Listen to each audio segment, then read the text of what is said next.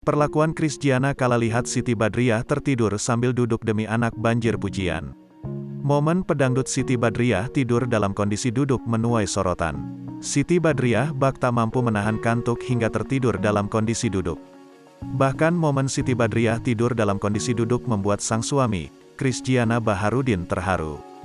Siti Badriah terpaksa harus terlelap tidur dalam keadaan duduk. Pasalnya sang putri, Sarena Zenata Denali Baharudin tidak mau lepas dari pangkuan Siti Badriah.